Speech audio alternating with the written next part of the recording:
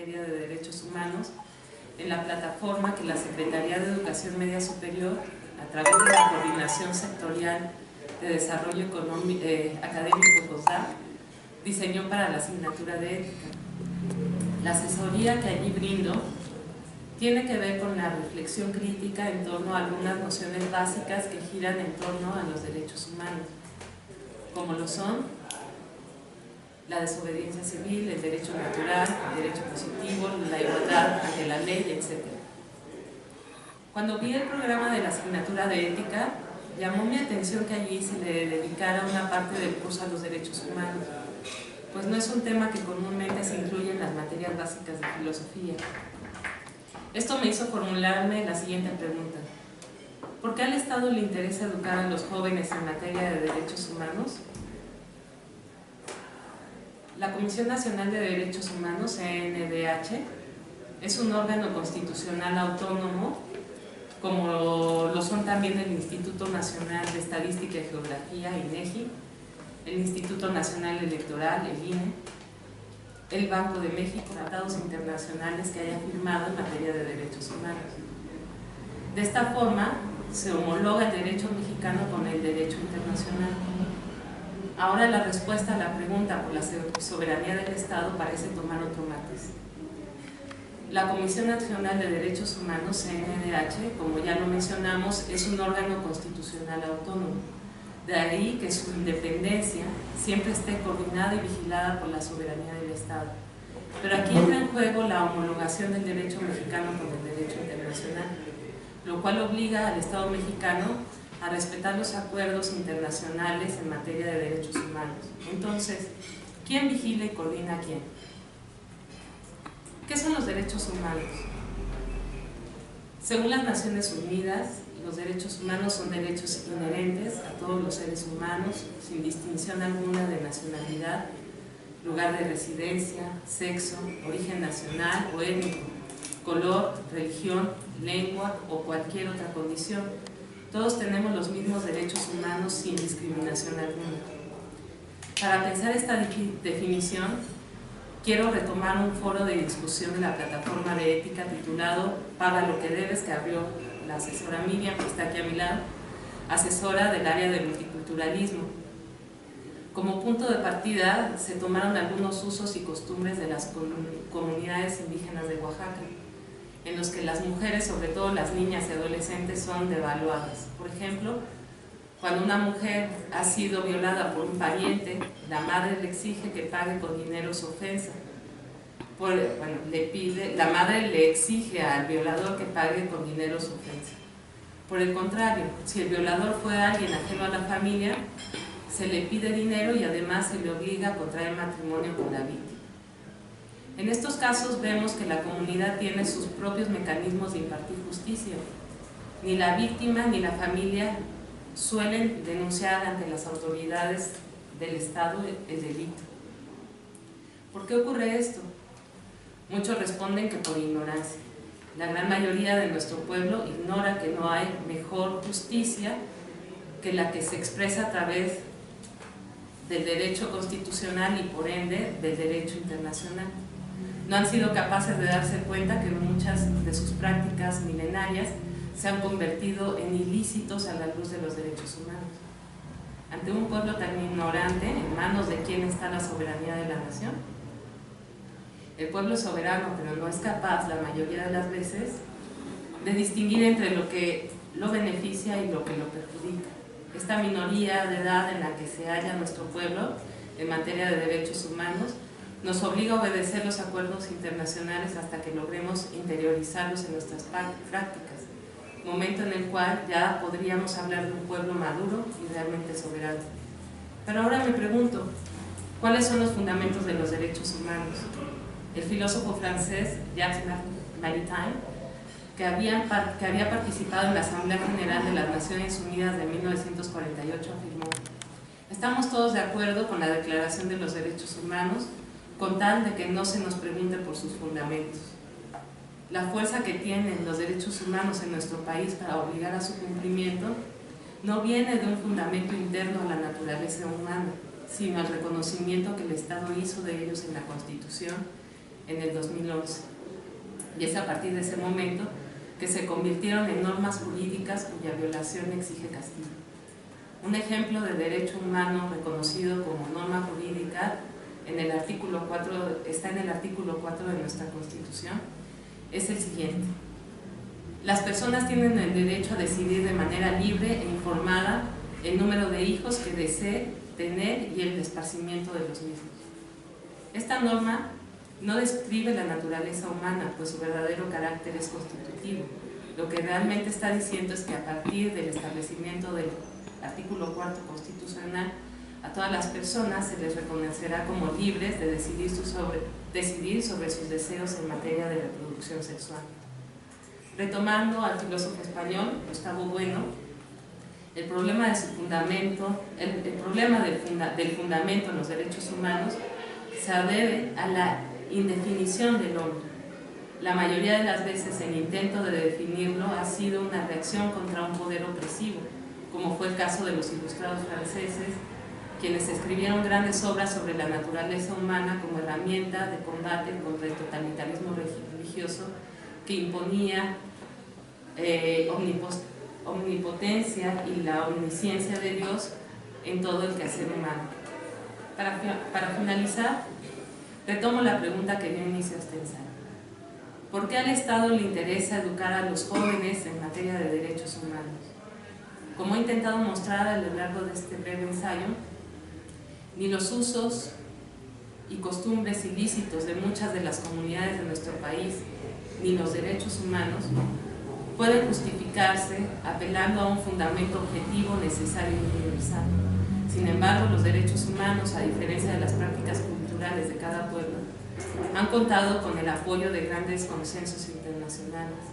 México ha decidido, por las razones que sean, participar en la defensa de ellos, de estos derechos humanos. De ahí que tenga la obligación de incluirlos en los proyectos de educación nacional. Este tema de la ponencia justamente ha surgido como una parte de mi tesis de maestría, que es sobre interculturalidad y hermenéutica analógica, y es por eso que voy a comenzar con un poco de la postura del filósofo mexicano Mauricio Beuchot respecto de la educación, y después lo contrastaré con John Dewey para hablar de cómo se concibe la educación, sobre todo en el ámbito o en el tema de los valores.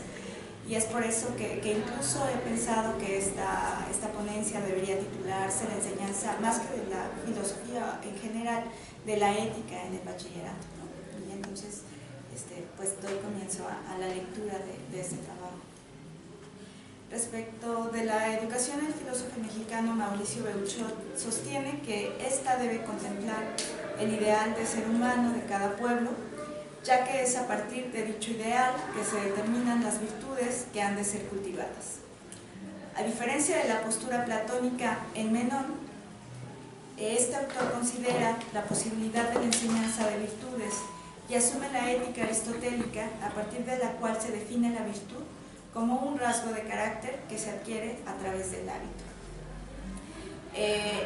Para recordar un poco lo que sucede en Menón, es que se cuestiona si las virtudes pueden ser enseñadas o no. La conclusión socrática de este diálogo de Menón es que la virtud no consiste en un conocimiento y por ello no existen maestros que la enseñen ni estudiantes que la aprendan. La virtud es más bien una especie de atributo divino. Digamos que en esto se distingue el filósofo mexicano Mauricio Beuchot, retomando más bien la tradición aristotélica en cuanto a las virtudes, concebidas estas como hábitos que se van adquiriendo a través de la práctica, es decir, que se ve este tipo de virtudes como algo que sí pueden ser inculcadas. Beuchot sostiene que el quehacer educativo consiste en brindar una formación en virtudes, entendidas estas como hábitos ligados a la praxis. Una manera de llevar a cabo dicha enseñanza, afirma este autor, es cuando el profesor se convierte en un modelo para el alumno. de manera que el profesor que predica valores éticos debe actuar conforme a ellos con la intención de influir en los alumnos a través del ejemplo y no solo con la palabra, razón por la cual se requiere que el profesor no solo diga, sino que muestre lo que desea que los alumnos aprendan. Así pues, Beuchot pone en cuestión la enseñanza que se basa exclusivamente en la palabra, y su crítica nos remite a la postura de John Dewey acerca del papel del lenguaje oral en el proceso de aprendizaje. Y aquí cito a Dewey. Dice: la importancia del lenguaje para la adquisición de conocimientos es indudablemente la principal causa de la idea común de que el conocimiento puede transmitirse directamente de unos a otros. Parece casi como si todo lo que tenemos que hacer para llevar una idea a la mente del otro es introducir un sonido en sus oídos. Así, la transmisión de conocimientos se asimila a un proceso puramente físico. Fin de la cita. Cabe aclarar que no se trata de rechazar el aprendizaje adquirido por medio del habla y de la escritura. Lo que sucede es que el conocimiento basado en la comunicación oral y escrita es artificial cuando está alejado de la vida cotidiana. Posiblemente es más difícil de asimilar, dado que la mayoría de los conocimientos adquieren sentido en la experiencia de quien aprende y en la conexión con otras cosas con las que está familiarizado. Existe el peligro, como advierte Dewey, de que los símbolos lingüísticos dejen de ser representativos y medios para evocar lo remoto o ausente, tornándose fines en sí mismos. Lo que se halla detrás de esta crítica es la denuncia de técnicas para memorizar símbolos y descripciones de hechos, sin que exista experiencia directa de lo que se aprende. La experiencia directa consiste en que los estudiantes se enfrenten a situaciones auténticas en las que deben participar y entrar en contacto con el significado de los símbolos, hechos y problemas que les fueron transmitidos en su formación académica. Grosso modo, las críticas que lanzan tanto Beuchot como Dewey a la enseñanza basada exclusivamente en la palabra resultan pertinentes cuando se trata de la formación en virtudes, ya que se requiere que los estudiantes lleven a la práctica ciertas acciones dentro y fuera del aula. La postura de Beuchot respecto de la enseñanza en virtudes es que el alumno podrá imitar al maestro sin llegar a ser idéntico, sino su análogo.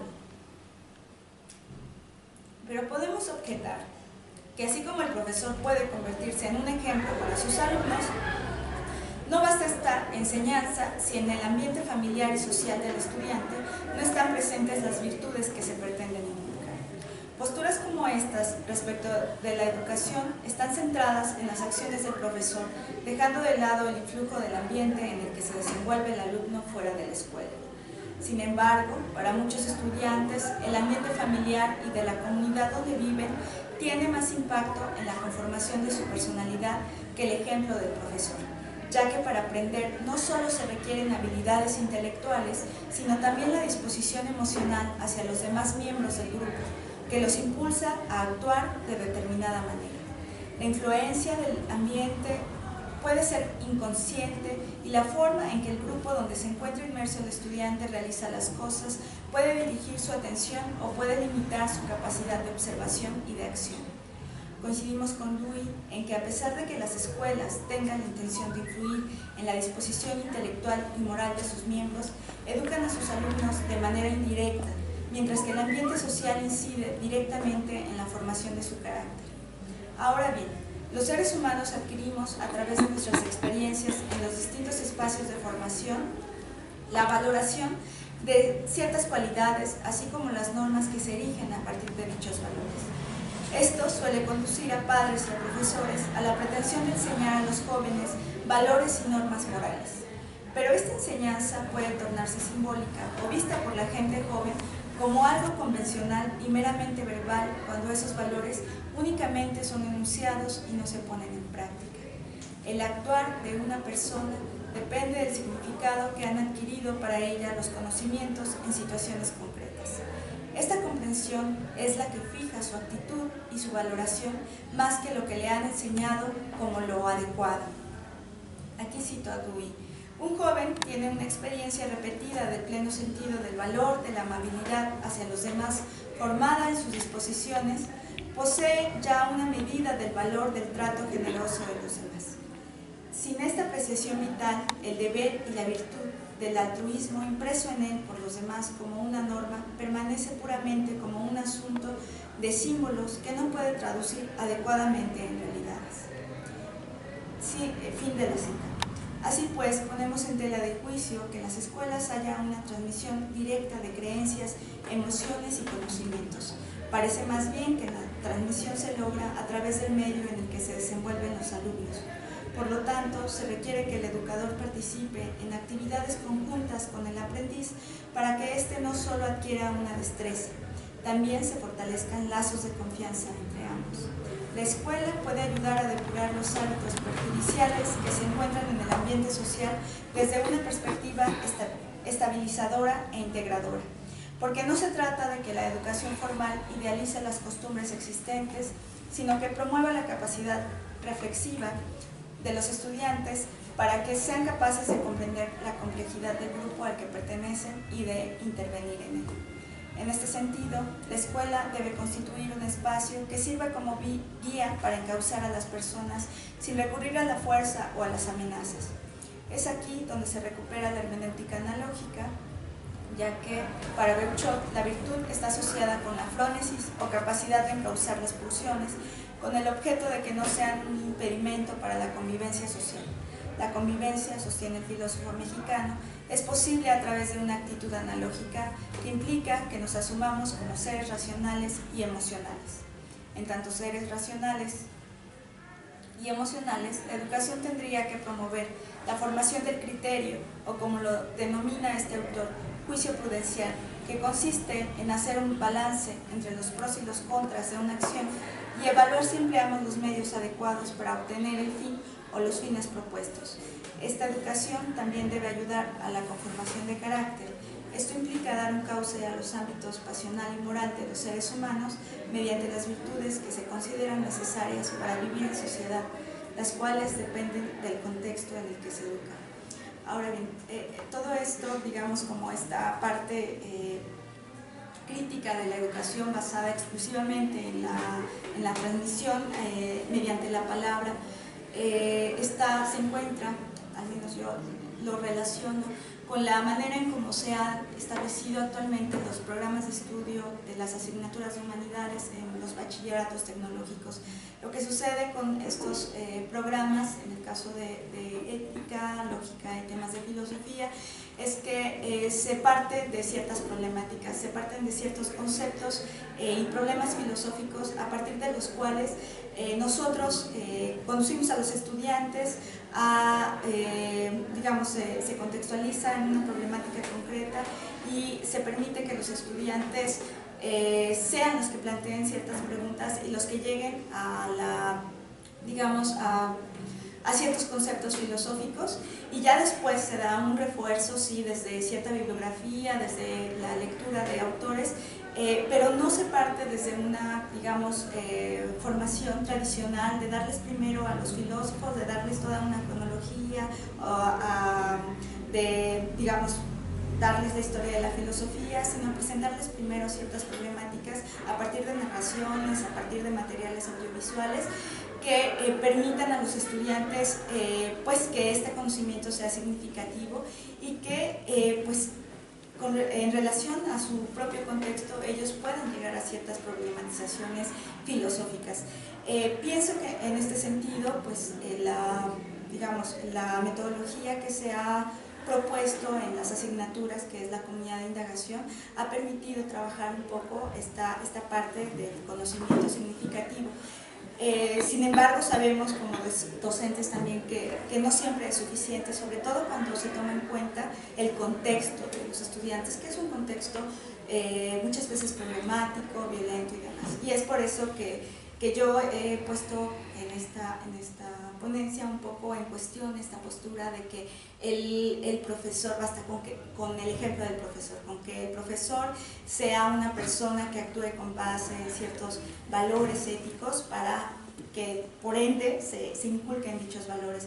En todo caso, hay propuestas como estas de la comunidad de indagación que tiene que ver con poner en práctica de manera cotidiana ciertas habilidades de escucha activa, de respeto a las opiniones de los demás compañeros y demás. Pero pienso que se puede ir incluso un poco más allá a través de proyectos que vinculen a la comunidad, no solamente a los estudiantes, sino también a padres de familia y a la comunidad donde se encuentran los planteles. Creo que eso, digamos, es otro paso. Finalmente los docentes tendríamos que estar involucrados, no es cosa sencilla, pero pues esta presentación tenía como finalidad ver cómo esta formación que muchas veces se plantea en valores no es sencilla, ¿no? No es comunicar una serie de valores y de cosas que se espera que los estudiantes lleven a la práctica, sino es trabajar de manera cotidiana con ellos en el aula y en proyectos pues, que vinculen a la comunidad, ¿no? Y hasta ahí termino mi presentación.